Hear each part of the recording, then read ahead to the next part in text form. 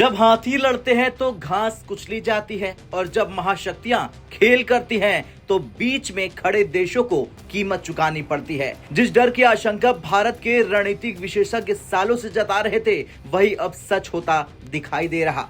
America ने Venezuela पर action करके केवल एक देश को नहीं झुकाया बल्कि पूरी दुनिया के ग्लोबल ऑयल रूटीन GOR को नया मोड़ दे दिया और इस नए मोड़ में भारत के लिए भी खतरे की घंटी बज चुकी है। दरअसल पिछले 3 महीनों में अमेरिका एक बेहद शांत लेकिन गहरी तैयारी में था। आज उसकी तैयारी का पहला चैप्टर वेनेजुएला सफलतापूर्वक पूरा हो चुका। अब वो दूसरा चैप्टर आने वाला है। वो भारत के लिए काफी मुश्किलें खड़ी कर सकता है। यही वजह है कि ये सिर्फ वेनेजुएला की कहानी नहीं, ये भारत के ग्लोबल ऑयल रूल से बाहर होने की चेतावनी है। विश्लेषकों का दावा है कि अमेरिकी एक्शन के बाद भारत को लगभग 9,000 करोड़ रुपए मिलने की उम्मीद है। क्यों? क्योंकि भारत की सरकारी कंपनी ONGC विदेश लिमिटेड वेनेजुएला की एक सरकारी तेल कंपनी में लगभग 40% हिस्सेदारी रखती है, लेकिन सालों से भारत को मुनाफा नहीं मिला, भुगतान अटका रहा, अमेरिकी प्रतिबंध रास्ते में रहे। ऐसे में अब लगा कि शायद अमेरिका की कार्रवाई के बाद भारत को उसका पैसा मिल जाएगा, लेकिन ये सोच बहुत भोली थी। अमेरिका का प्लान इससे भी ज्यादा घातक है। ट्रंप की धमकी और अमेरिकी नीति से अब साफ हो चुका है कि वेनेजुएला अब व्यवहारिक रूप से एक संप्रभु देश नहीं बल्कि अमेरिकी नियंत्रण वाला क्षेत्र बनता जा रहा है।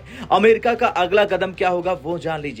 दरअसल वेनेजुएला की सभी तेल कंपनियों के लाइसेंस का पुनर्गठन होगा। साल 2025 से पहले हुए सभी पुराने समझौते रद्द हो जाएंगे। विदेशी कंपनियों की हिस्सेदारी पर नया अमेरिकी नियम आ जाएगा। मतलब भारत का 40% हिस्सेदारी अब कानूनी रूप से अमान्य हो सकता है। यह भारत के लिए सीधा आर्थिक झटका है। अमेरिका का प्लान सिर्फ वेनेजुएला से पैसा निकालना नहीं, अमेरिका का असली लक्ष्य है ग्लोबल ऑयल रूटीन को अमेरिका केंद्रित बनाना। अब जरा पीछे चलिए। पिछले 4 सालों में यूरोप में ऊर्जा संकट, रूस पर प्रतिबंध, तेल की भारी कमी, ऐसे समय में भारत ने रूस से सस्ता कच्चा तेल खरीदा, भारत में रिफाइन किया और वही तेल यूरोपियन देशों को सप्लाई किया। नतीजा भारत को अरबों डॉलर का फायदा, यूरोप को राहत और भारत बना ग्लोबल ऑयल हब। यूरोप चुप रहा क्योंकि उसे तेल चाहिए था। अब कूटनीतिक चैनलों से जो रिपोर्ट सामने आ रही वो चिंताजनक है। अमेरिका की योजना वेनेजुएला के पूरे तेल भंडार पर नियंत्रण का है। अमेरिकी तेल कंपनियों द्वारा रिफाइनिंग होगी ये और सीधा यूरोप को सप्लाई होगी,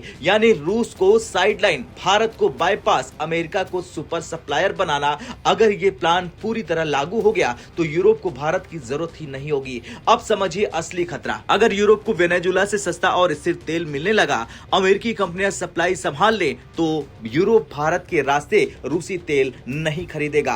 भारत की रिफाइनिंग डिमांड घट जाएगी, भारत का रणनीतिक महत्व कम हो जाएगा, यानी भारत धीरे धीरे ग्लोबल ऑयल रूटीन से बाहर किया जा सकता है। अगर सऊदी अरब नहीं, रूस नहीं बल्कि अमेरिका तेल बाजार का केंद्र बन गया तो इसका सीधा मतलब है राजनीतिक दबाव, शर्तों वाली सप्लाई, देशों को लाइन पर लाना। अमेरिका पहले भी डॉलर स्विफ्ट को हथियार की तरह इस्तेमाल कर चुका है, अब वही काम तेल के जरिए होगा। भारत के सामने अब 3 बड़े खतरा है। पहला आर्थिक झटका, दूसरा कूटनीतिक दबाव और तीसरा रणनीतिक अलगाव। अब कुछ भी हो, लेकिन वेनेजुएला पर अमेरिकी एक्शन केवल एक देश के खिलाफ नहीं था। यह संकेत है कि अमेरिका अब ग्लोबल एनर्जी सिस्टम को अपने नियंत्रण में लाना चाहता है और अगर भारत ने समय रहते तैयारी नहीं की तो भारत को ग्लोबल ऑयल रूटीन से बाहर धकेलने की कोशिश की जा सकती है। यही वजह है कि भारत को अब कई गुना ज्यादा सतर्क, मजबूत और रणनीतिक बनना होगा। आपका क्या कुछ कहना है? अमेरिका ने क्या ये सही किया दूसरे देश पर हमला करके उसके राष्ट्रपति को उठा लेना? हाँ या ना में कमेंट कर